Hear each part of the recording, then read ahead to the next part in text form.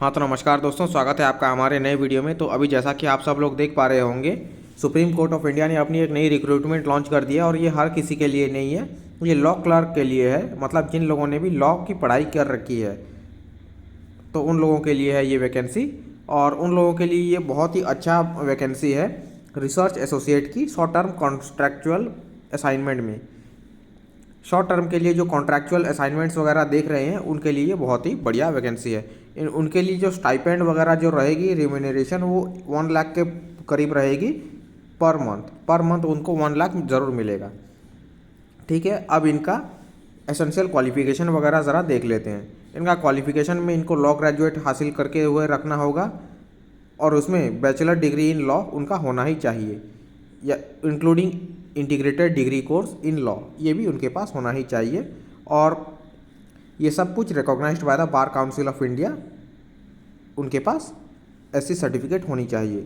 और उनका enrolment as an advocate भी होना चाहिए, मतलब उनका एडवोकेट वाला लाइसेंस वगैरह और बार रजिस्ट्रेशन काउंसिल में उनका रजिस्ट्रेशन भी वगैरह होना चाहिए। और सेकंड एजुकेशनल क्वालिफिकेशन जो दिया गया है, जो कि 5वीं ईयर में पढ़ाई कर रहे हैं, 5th year integrated law course में, और 3rd ईयर में भी हैं, तो वो भी इसमें एलिजिबल अप्लाई कर सकते हैं। ठीक है, और कैंडिडेट्स के पास जैसा कि बताया गया है research skill, analytical skill, writing skill वगैरह सब कुछ होना चाहिए। मिनिमम ईयर्स 20 ईयर्स है और मैक्सिमम 32 ईयर्स ऑफ एज है। डेट एज ऑन 7 फरवरी 2026, इसका लास्ट डेट 7 फरवरी 2026 है। ठीक है, तो आइए अब चलिए ज़रा आगे के बारे में डिस्कस कर लेते हैं। सिलेक्शन कैसे किया जाएगा इनका। सिलेक्शन होगा इनका 3 फेजेज़ में। पहले होगा आपका multiple choice based exam, part 2 में होगा फिर आपका सब्जेक्टिव रिटन टेस्ट, और पार्ट 3 में फिर होगा आपका इंटरव्यू। ये तीनों हो जाने के बाद आप मतलब खुद बन जाएंगे। और ये सब सारा प्रोसेस किस वेबसाइट के थ्रू होगा, sci.gov.in ऑफिशियल वेबसाइट है सुप्रीम कोर्ट का। ठीक है, इसमें ही आपको अप्लाई करना होगा। और टेस्ट का सेंटर कहाँ कहाँ पे होगा, अहमदाबाद, अम्बाला, बेंगलुरु, भोपाल, भुवनेश्वर, चेन्नई, देहरादून, दिल्ली, गुवाहाटी, हैदराबाद, इम्फाल, जोधपुर, कोलकाता, लखनऊ, मुंबई, नागपुर, पटना, पुणे, रायपुर, रांची, श्रीनगर, तिरुवनंतपुरम, विशाखापट्टनम में।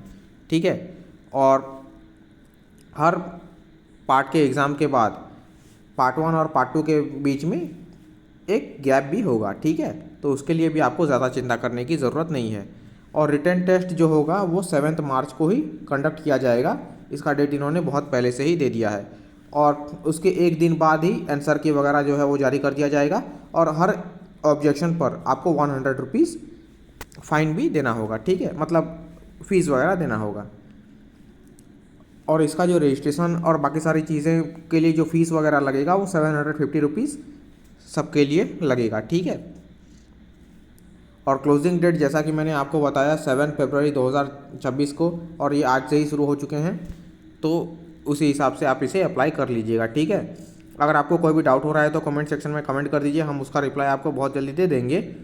और हाँ, तब तक के लिए आप हमारे यूट्यूब चैनल को भी सब्सक्राइब करके रखिए। ऐसे ही लेटेस्ट अपडेट्स, ऐसे ही लेटेस्ट वीडियोज़ हम हर रोज़ लेकर के आते रहते हैं। ठीक है, तो मिलते हैं एक नई वीडियो में एक नई अपडेट के साथ। बहुत बहुत धन्यवाद।